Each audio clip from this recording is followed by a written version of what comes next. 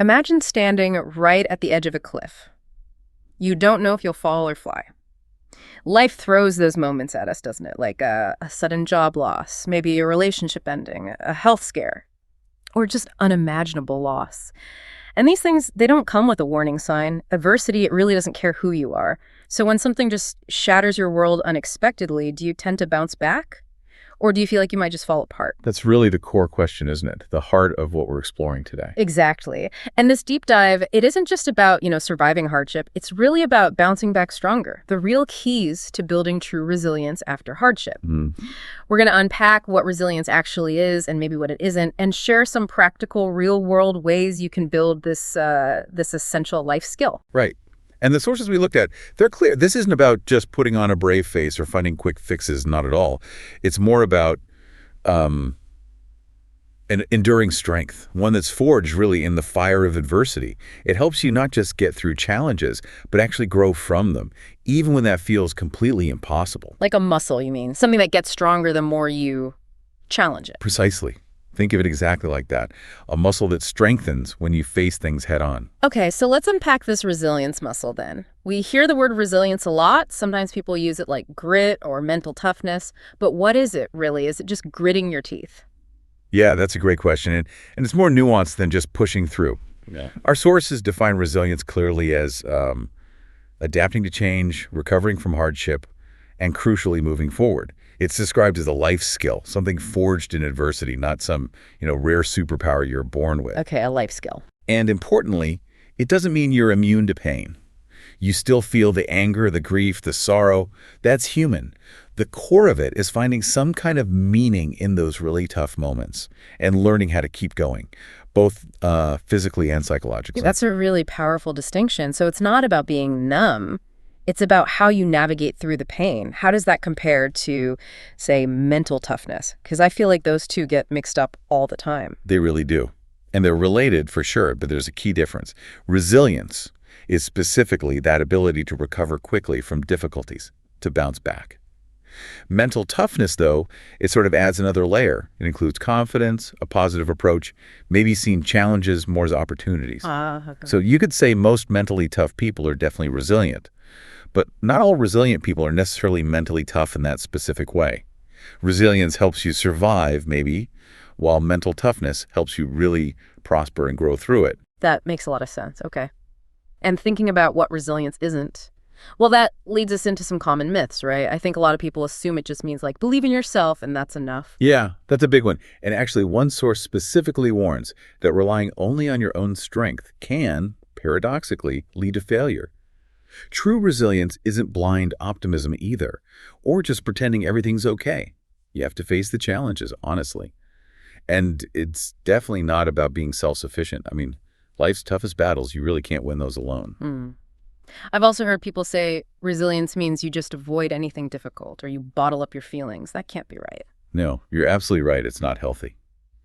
Avoiding hardship actually creates more fear in the long run. It stops growth. And suppressing emotions, that just delays the healing process. It doesn't make them go away.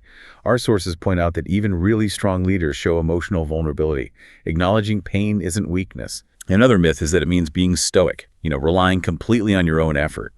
But often, true resilience isn't just human effort. It can be fueled by something deeper, like a sense of purpose or even faith.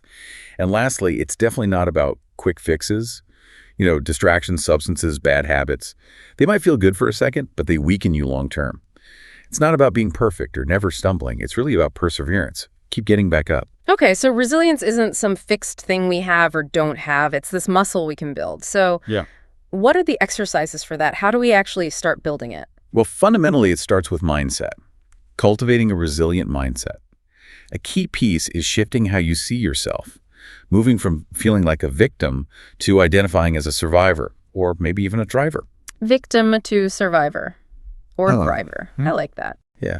And that involves things like realistic optimism, having a sense of personal control, tenacity, being cognitively flexible. It means you learn to sort of reframe, reappraise, reauthor the lingering effects of tough experiences. You rewrite the story. You turn past struggles from something that holds you back into a narrative of strength and learning.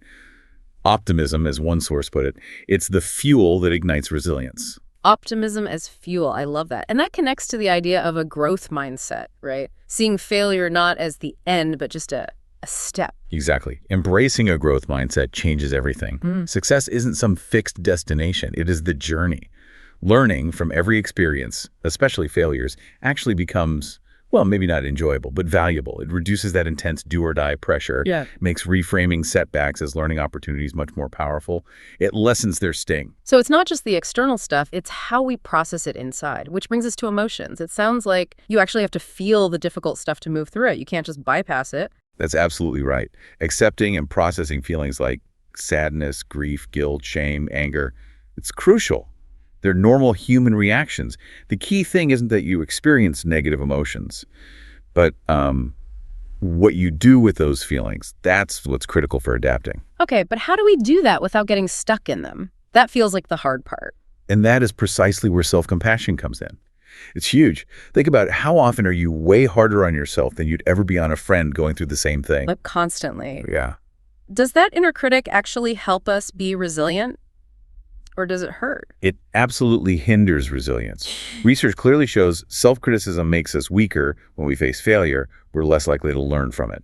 Self-compassion is the antidote, and it has basically 3 core ingredients. First is mindfulness, which means connecting with the difficult experience as it is, not getting swept away by it, but also not ignoring it, gaining some perspective. Okay, mindfulness. Observing it without drowning in it. What's next? Second is common humanity. Just acknowledging that suffering, making mistakes, feeling inadequate, it's all part of being human. It's universal. You're not alone in your struggle. You know, like that source saying, sometimes people forget documents. It happens. We're all imperfect. Realizing this helps take the spotlight off your own perceived failure. Right, it's not just me. Okay, and the third part. The third is kindness. Actively offering yourself the same kindness, encouragement, and support you'd give a good friend. Ask yourself, literally, what words do I need to hear right now? Maybe it's, this will pass, or, hey, I'm doing the best I can. It's about being supportive toward yourself, even if you can't fix everything instantly. That makes so much sense. It reminds me of that story about the young lawyer. He made a relatively small mistake, forgot a document for a meeting, but he felt physically sick, sweating, cursing himself, just trapped, replaying it. He was totally paralyzed by the fear of messing up again. It's such a clear example of how self-criticism weakens us. If he'd shown himself some self-compassion, like he would a colleague, he probably would have bounced back way faster, right? And performed better later. Exactly. It's incredibly relatable. And that feeling of being overwhelmed, it can lead to freezing up, paralysis. So how do you break through that when things feel just too big? Yeah, what do you do then? This is where the idea of making things small when they feel big is so useful. When you're overwhelmed, break the challenge down into the absolute smallest, most manageable steps you can think of. Focus only on what's right in front of you today, not the whole mountain ahead, sort of like focusing on your 3-foot zone, just that immediate space you can actually control. The 3-foot zone. I like that visual. It creates momentum, Yeah. even tiny momentum, and that reduces anxiety. Okay, so breaking it down helps in the moment. But what about the long haul? What pulls us forward through really extended challenges, keeps us going? That connects to clarifying your North Star goal. This is a really key insight. Resilience isn't just about pushing through. It's also about having a strong sense of purpose that pulls you towards something meaningful, your ultimate goal. When challenges pop up, they seem, well, smaller in comparison to that bigger commitment. And if you can connect that purpose to a moral compass or some kind of internal belief system, it can make it even more powerful. It keeps you focused. Okay, so we've talked a lot about the internal work, the mindset shifts. But you said earlier, we can't do it alone. What about the external stuff, the support systems that help us through the storms? Absolutely crucial. The role of social support is just indispensable, fundamental. Building strong, healthy relationships with loved ones, friends, mentors gives you that needed support and guidance. And reaching out for that support, that's a key part of being resilient. It's not weakness, it's strength. One source talks about having a charismatic mentor or role model, someone who provides emotional comfort. That's the heart, practical help, the hand, and wise guidance, the head. Heart, hand, and head. Yeah. Nice. And strong community support can actually buffer vulnerabilities you might have. That really resonates. It makes me think of that story, Joel Williams, the veteran who faced going back to prison for life after decades out over a simple mistake. Yes, Joel's story is powerful. He'd been out 28 years, rebuilding his life with his wife, starting a business back in college. But visiting a prison museum without getting prior approval from the warden, technically a parole violation. He faced life imprisonment again. He said his heart just sank, felt like a total failure. But his wife's unwavering support and help from a legal resource center combined with his own efforts, well, the charges were eventually dropped. His story is such a powerful example that we aren't defined by our worst mistakes, and that other people are often essential in helping us create different lives. Wow. Yeah, indispensable help. Okay, so beyond social connections, what other practical skills help us navigate hardship? Well, sharpening your problem-solving skills is definitely key. Using your ability to think, reason, strategize, break down problems, look at your options, take intentional steps. Doing that builds confidence and restores hope. It's about using your own capabilities. And of course, prioritizing holistic self-care. And this isn't just about feeling good, it's deeper. Our sources frame it almost as a radical act of stewardship for your whole self, body, mind, soul. Stewardship. That's an interesting way to put it. Yeah, like treating yourself with the same care you'd give something precious and irreplaceable. So, tending to your physical well-being, exercise, sleep, healthy diet, and your mental well-being, mindful breaks, maybe journaling, getting out in nature, practicing gratitude. These aren't luxuries. They're practical ways to build and maintain your core strength for the long haul. So taking care of yourself isn't selfish, it's foundational. Got it. And when problems do arise, we can't just ignore them, right? Absolutely not. Taking decisive action is vital. Don't stick your head in the sand. Figure out what needs to be done, make some kind of plan, and take action. Even small actions. Remember, success usually comes from consistent, imperfect steps forward, not from waiting around for the perfect plan that never comes. And finally, if you do feel stuck or just completely overwhelmed, seeking professional help is wise. It's not weak. Counselors, pastors, therapists, they can offer guidance. As one source said, support often comes through other people. Hearing the principles is one thing, but the stories, that's where it really comes alive. Our sources had some incredible examples. They really did. Like Angie's transformation. Her world just imploded. 7 months pregnant, she finds out her husband is accused of murder. She described the words just getting caught somewhere between her ears and mind. Her whole life plan, option A, just gone. She faced horrible media attention, community judgment. But then her child was born, and that sparked first a need, then a real will to move forward. She had to find her voice, figure out finances, deal with unbelievable fear and betrayal. She made a conscious choice to happen to life instead of letting life happen to her, to live a life of victory, not victimhood. Her story just powerfully shows how each challenge literally strengthened her resiliency muscles because she took action and chose purpose. Wow. Choosing victory. And then there was Cynthia, right? Her fight for education was just an incredible act of resilience itself. Oh, absolutely. Cynthia was orphaned at 11, facing deep poverty and cultural norms that just didn't value educating girls. She'd wake up super early, do chores, sometimes run to school hungry, but she passed her national exams, got into a top school. When poverty nearly forced her to drop out, a scholarship changed everything. It didn't just educate her, it empowered her as a person. She went from the bottom of her class to the top. And eventually, she created her own program, Life Lifters, to inspire young people in her village. She became this incredible role model and advocate for women's equality.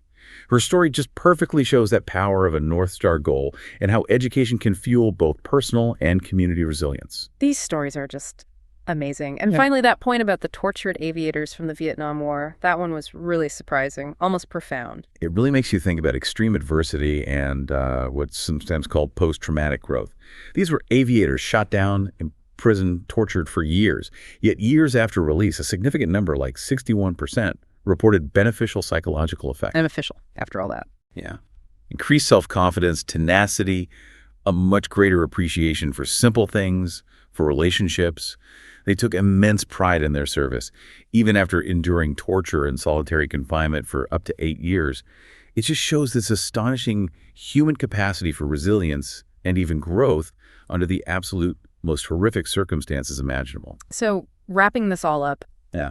what does this deep dive tell us? It feels like the main takeaway is that resilience isn't something you're just born with. That really is the core message. Resilience is a muscle.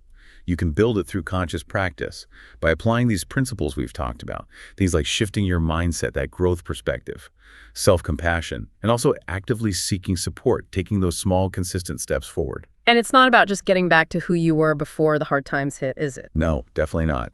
It's more about becoming a new version of yourself. Often more capable, maybe more appreciative, maybe the person you were always meant to become. It's about profound growth, ultimately.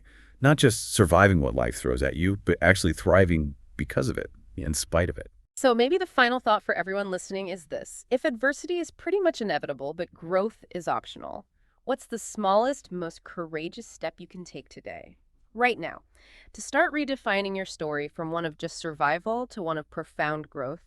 We really encourage you to reflect on your own in spite of moments. Recognize the resilience you already have inside you. You're almost certainly stronger than you think.